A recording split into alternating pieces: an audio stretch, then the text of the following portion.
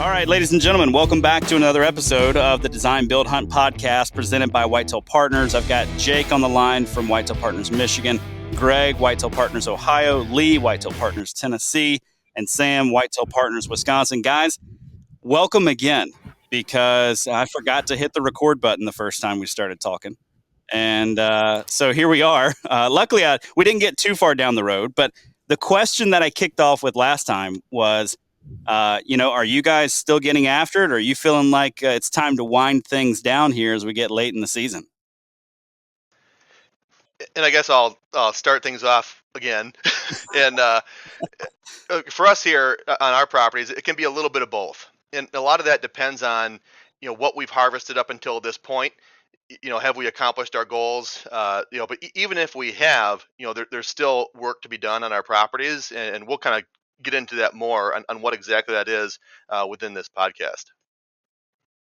Yeah, absolutely. And so after you answered last time, I then went to Sam and asked Sam if he's been breaking out the old smoke pole, because I know he likes muzzleloader season. So are you doing that, Sam? Yeah. Yes. So muzzleloader season in Wisconsin is a 10-day season following our 9-day gun deer season. And it's one of my favorite times of year, especially if you have food. The opportunity out there is great because that 60,000 plus Orange Army has left the woods. It's back to, I'd say, probably the lowest hunter numbers of all the seasons. And not a lot of people do muzzleloader. And if you have food, have cold weather, have some snow, it can be really good. One of the bucks I have on my wall was in late December, not in muzzleloader. That was a unique firearm season we had, kind of a special one-off. But the muzzleloader season is a lot of fun because it's just you in the woods, and kind of that pressure's off of the properties around you. Yeah, absolutely. I feel like it's probably beyond or besides, that 3 weeks into the season, early October, when it feels like, there's not a lot of people. Everybody's kind of biding their time for November. Those guys who were super excited to get out those first couple weekends in September are gone. Seems like pressure and numbers are pretty low. Seems like now is kind of the second big hunter lull in the woods. You're coming off of not only all the bow hunters getting out there for the rut, but then your 9-day gun season obviously was a ton of pressure. So, Lee, what are you getting into, man? Because I feel like it's just a matter of time till I see Lee sitting behind one. So I think we're approximately day 31 into our rifle season. So, but the Orange Army, was last week during Thanksgiving. So I think y'all hit on probably the most important thing. I think, for us, you have, a huge blitz, from early season through Thanksgiving. And then for whatever reason, people are either burned out or they switched to duck season. So, and it's kind of unfortunate because right now, December 1st and December 2nd, a couple episodes ago, y'all asked me my favorite week. It's right now, guys. So, I know this is focused on kind of a habitat, kind of what we're prepping for in December. Mine's going to be a little bit different than y'all because I'm still diehard in the woods. I'm putting more time, now in the woods than I have all year. And we're ramping up some real strategic plays here over the next 2 weeks on some bucks. So, it's go time for me. Excellent. So, yeah. Excellent. Well, it's good to hear somebody is in go time right now, because I feel like I'm far away from it. But Greg, what do you got going on, man? Are you winding down there in Ohio? So we actually still have a little bit of time left in our season. We go till it's right around like the first week of February. So, we still got a little bit over 2 months here. Right. That late season here, just kind of like anywhere else, it can be special. One, because there are a lot of hunters that have either filled their tag, with us being a 1-buck tag state. A lot of guys fill their tags early on in the rut, and then in gun season, there's not many people left. And then people just lose interest, start doing other things. So I look for the opportunities in the late season. If something presents itself, I'll go out there and put some time in the woods, but really starting to get focused on getting on some properties and doing stuff. So mainly if I'm, driving around, headed out to do some work on a property for the day, I'll take the long way home and see if I can't spot something that's eating out in a big ag field or anything like that. And if it makes sense, then I'll come back and hang out there for the weekend. But really kind of starting to shift that focus to getting on some properties and putting some plans together. Right, right. Yeah. So where I'm at here in Georgia, not too far from Alabama, I hunt in, way South Alabama. I was actually mapping it today. We're about 48 miles straight north of the Gulf of Mexico. So where I'm at right now, we've got deer that are actively rutting. I mean, heavy chasing and stuff going on right now, not far from me. Um, you can go down the street and they're totally done, there. And then, our Alabama farm, we're waiting for it to happen. The first week of February is kind of go time for us. And so we've still got 2 months before we, expect to see, cruising bucks or chasing or anything like that. So it's weird to feel like I've wound down because my Midwestern swing, is over there early in November. But, still a lot of time left. So, guys, along the lines of being in December, this is kind of that time of year when our mindset begins to shift. Kind of like Greg was saying, we're starting to get on some properties. We're starting to maybe even get some work done on our own properties, especially if we've tagged out, or maybe our neighbors, like Jake was saying earlier, maybe our neighbors have tagged out on the one we were looking for. So, guys, what does it look like for you this time of year, getting out and doing some habitat work? So, actually, before you answer that question, Sam has been putting out for a while now on his Instagram account these monthly checklists. And so today what we're covering would kind of be Sam's December checklist, or at least in part Sam's December checklist. And then the rest of you, whatever you guys are doing in December, either to get ahead for the season or, what does that look like for you guys right now? Yes, I'll just introduce that a little bit more, Josh. And a lot of the things in December, I think, are the early opportunities to get in and look at your property. I mean, the biggest focus that I have immediately following the season, and I say not necessarily on calendar when the season ends, but when you are done hunting, and I also say when the coast is clear on the neighbors, because that if the neighbors are hunting muzzleloader season by us, for example, I'm not going to go out until that's over with. I feel if they were still hunting archery into late season, God bless them, they still have that opportunity, but I'm probably going to get into my property and start looking at things. And that sign immediately following season, that deer sign, the travel patterns, the scrapes, the rubs, all those things that we look at, bedding and so on. I want to see how my property is performing. I want to understand what does the quality of bedding look like? What are all the various aspects? What could be improved? Being very honest with myself about what's out there and what I need to do to better my property, and making a list of things that I want to move on. Yeah, that's a good point there, making a list of things that you want to move on so that, when the time comes, I mean, we only have so many weekends or whatever to devote to getting habitat work done during, sort of peak habitat season. So it's important to have that list and have an idea, somewhat of a game plan, right? Because if you don't, you can squander that time. Next thing you know, it's hot and green outside and really difficult to get any meaningful work done. Sam, you and I have talked before on a different show about this concept of, if you've got neighbors that are hunting the gun season or hunting, muzzleloader, you're going to hold off a little bit. Tell me a little bit more about your thought process there. That's probably really important for guys, maybe down here in the South, maybe where Lee is, where I'm at here in Georgia. I was talking to a client the other day who was like, hey, we're tagged out. Go ahead and, see if you can go ahead and come out. And I was like, man, you've got 40 acres. Like, you got to think about the pressure that's going on around you. So go ahead and tell us a little bit more there. Well, yeah, I mean, one of our jobs as land managers is to, preserve our deer, our bucks. We want them to get older. And the number one way they don't get older is by sending them to the neighbors when they're still hunting. So it's pretty simple math that way. We want to try and protect the bucks on our property, and not be chasing them off, and not just, maybe you go without bumping one or, you messing up an area.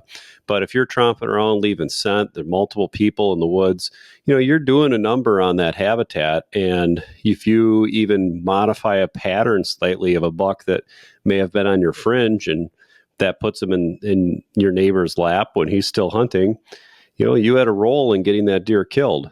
And that's what we're trying to avoid. Right. Very, very good. Great point on that. And then also having your work list, ready to go, knowing what you need to do. Who else? Who's up? Lee, I want to go to you next, because I think I know what it is you're up to habitat wise this time of year. Well, it's not much, right? Well, and to Sam's point, there's a lot of observations on previous improvements that you've made on your property. How are the deer responding to it? It's a lot of note taking, a lot of observations. Do they do this right? I mean, you're always kind of making subtle adjustments to your previous habitat, but um, that's number one thing that I'm doing as I'm sitting in stands. I'm being very aware of how they're reacting to what I've done. But for me, there's a lot of prep work right now because we do have a land management service as well. And food plot. And when you're running a drill over a large amount of acres, there's a lot of maintenance that comes with that. And even your chainsaws, chains, you're changing your oil and your side by sides. Like, I do all of that work in the winter, just like a farmer. When the farmer is done planting and harvesting his crop, he spends the off season getting his equipment ready. So that's a lot of what I'm doing right now. Like I said, making those observations in the field of my habitat, and then I'm also getting my equipment ready, because past this, there's once we start our consulting season, man, January through April is just, you don't have time to breathe. And if you're not ready, you don't have your equipment ready, you're going to be way behind. So Right. that's what Yeah. I'm doing. Excellent. Greg, how about you, man?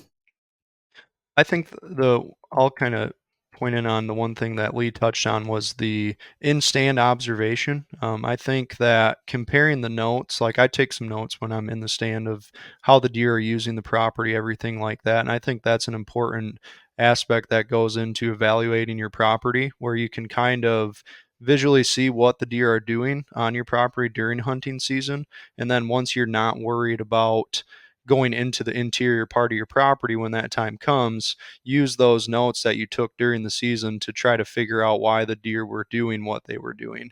Why were they using this travel corridor compared to the other one more often when I seen them? Same with the bedding area, same with the food, everything like that. When you compare the projects themselves with the deer movement that you've seen, I think that's a really good thing to tie together to explain why things are happening and how you can further develop the property for the upcoming season. Yeah, that's really, really good. Excellent. And Jake, what about you, man? So it's kind of vary year to year, and the part that varies is just kind of dependent on whether or not we've our target buck is alive or not. Because if he is alive, then we're still kind of in game mode with going after that deer. And then in the late season for us, it's kind of like that first week of December, like maybe like December 3rd through the 10th, when they start to pick up activity a little bit more. And so then we'll really focus on that week and look for a pretty good front that moves through and go after him. But most years, I would say that doesn't happen. He's dead before December. I'd say most years. So then, on a typical year, there's a couple things that we're doing. One, like Sam said, we are staying out of there. We want our property to be the neighborhood sanctuary, while all these other hunters are really pushing in on during firearm season. So one of our last big days to go in there is probably November 15. We go in there for, it's tradition, November 15, go out there and hunt the gun opener. And then we kind of take a big step back and just kind of leave our property alone, let these deer fill in the void, get away from those neighbors as they're hitting the woods. And we have a pretty long firearm season. So we have a muzzleloader season too, but we can use any legal firearm in most of the state. So it's not even really a muzzle loader season. It's just an extended firearm. So we just want to make sure that, like Sam said, we don't push our property or push the deer off our property onto the neighbors and end up having a role in getting them killed, like he said.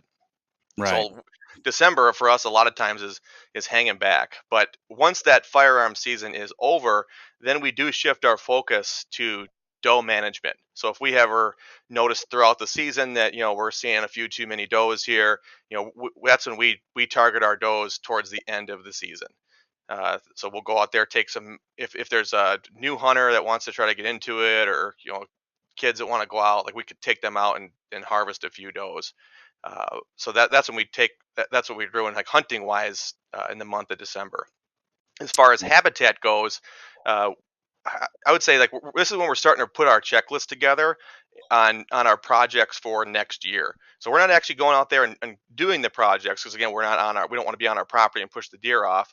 But we are making a list. Like what are the biggest what projects are going to make the biggest impact on our property, and those are the projects that we have to have done, in this coming habitat season. So we have a huge list, but yeah, we make sure we prioritize it to make sure that we get the projects done that are going to have the greatest impact on the property the following year. Yeah. So it sounds like everybody is pretty much in agreement, at least on one thing. We're doing observation. We're checking things out in some sense, whether that be from a stand or, maybe a little bit of boots on the ground, or maybe just thinking back over what we observed. And we're getting that plan together, kind of hanging back. We're trying to formulate the plan for what's to come. And I think that's super important because, like Lee said, when it's go time, it's go time. I think I'm often surprised that you get out on a habitat project and you're trying to get something done, and it takes you twice as long every time as you thought it was going to take you. And those Saturdays can go really quickly. Those weekends that you have set aside for that kind of work can go by really, really quickly. So if you don't have a plan, you can really you can really be in trouble. So prepping right now, super, super important. For me, there is one other thing that I'm typically doing this time of year, and that is trying to find more properties to add to the bank. And that typically comes in the form of permission ground. And a lot of that is because we hunt small acres. So our family farm's 35 acres, right? And it's very important for us to have alternatives around us, places where we can hunt. Some of them we can do stuff to, as far as manipulation. Some of them we just have to hunt them like we find them, just like a piece of public ground.